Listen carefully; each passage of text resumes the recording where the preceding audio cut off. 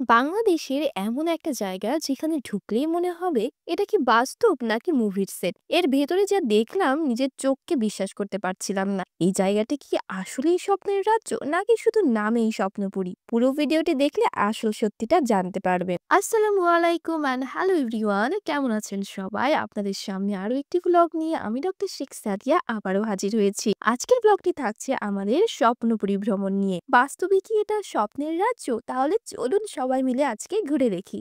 এটা হলো স্বপ্নপুরীর entry gate, একদম রূপকথার রাজপ্রাসাদের মতো। এখানে ঢুকতে মনে হবে যেন আপনি চলে এসেছেন কোনো ফেয়ারি টেলের মধ্যে। মাত্র ১০০ টাকা টিকিটের মূল্য দিয়েই আমি ঢুকে পড়লাম স্বপ্নের জগতে। আর ঢুকতেই আমাকে এত সুন্দর ফুলগুলো সব ওয়েলকাম জানাচ্ছিল।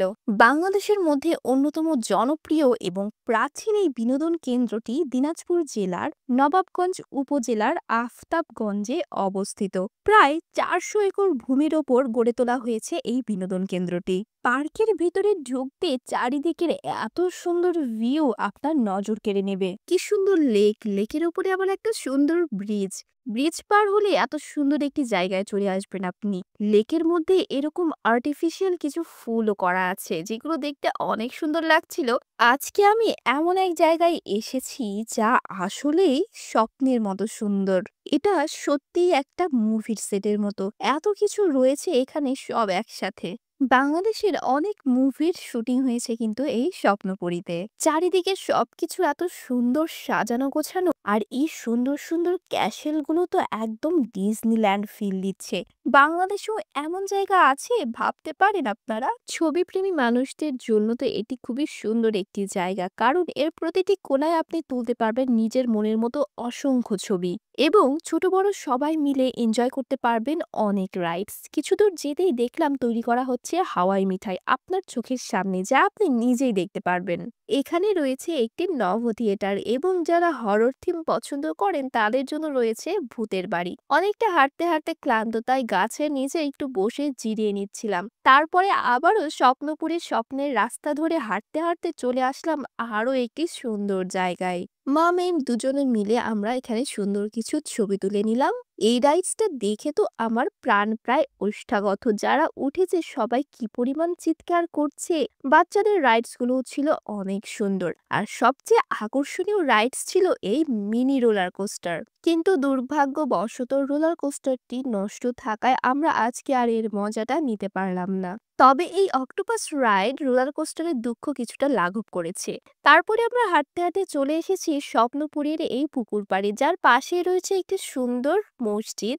মাথার উপর ফুলের ছাউনি করা এই সুন্দর রাস্তা ধরে হাঁটতে হাঁটতেই দেখলাম দুপাশে রয়েছে সুন্দর লেক, এবং লেকে ভেসে বেড়াচ্ছে কিছু নৌকা। রাস্তাটি যেখানে শেষ হয়েছে সেখানে এসেই দেখলাম একটি বাসভবন, যেটি কর্তৃপক্ষের বাসভবন, তাই জনসাধারণের প্রবেশ এখানে মানা। এই স্বপ্নের জায়গায় এসে তো আজকে আমার অনেক ভালো লাগছে। আপনারা যারা এখানে আসবেন তারা কিন্তু হাতে অবশ্যই সময় করে নিয়ে আসবেন, কারণ জায়গাটা কিন্তু বিশাল বড়। এখানে আসলে আপনি স্পিড বোর্ডেরও মজা নিতে পারবেন। তার মানে বুঝতেই পারছেন একের ভেতরেই রয়েছে কিন্তু সবকিছু। এই সুন্দর স্বপ্নের স্বর্গরাজ্যে যদি আপনি আসতে চান তাহলে আপনাকে বাংলাদেশের যে কোনো প্রান্ত থেকেই প্রথমে চলে আসতে হবে দিনাজপুরে। এখান থেকে আপনি চলে যাবেন আফতাবগঞ্জের স্বপ্নপুরীতে। এই স্বপ্নপুরীতে চিত্ত বিনোদনের জন্য কোনো কিছুর অভাব নেই। সেই সঙ্গে এখানে রয়েছে বেশ কিছু ভালো ভালো খাবারের দোকান, এবং রয়েছে কিছু প্রসাধনীর দোকানও, যা আপনি এখানে এসে স্মৃতিস্বরূপ হিসেবে কিনে নিয়ে যেতে পারেন।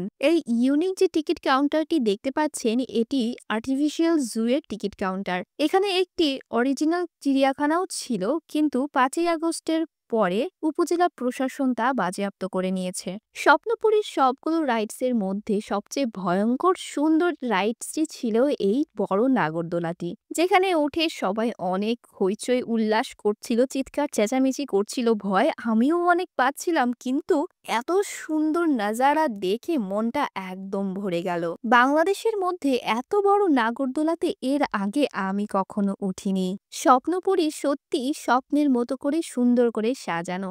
এখন আপনাদেরকে নিয়ে যাব আজকের সবচেয়ে ইন্টারেস্টিং এবং সুন্দর একটি জায়গায়। এখানে এর নাম মৎস্য জগৎ, যার প্রবেশ মূল্য মাত্র ৬০ টাকা, কিন্তু আমি এর নাম দিয়েছি জীবন্ত অ্যাকুরিয়াম। স্বপ্নপুরীর মধ্যে এই জায়গাটি আমার সবচেয়ে ভালো লেগেছে। কেন ভালো লেগেছে সেটা জানতে হলে তো পুরো ভিডিওটি দেখতে হবে, আমার সঙ্গেই থাকুন। আপনাদের জন্য কিন্তু অনেক চমক অপেক্ষা করছে এখানে।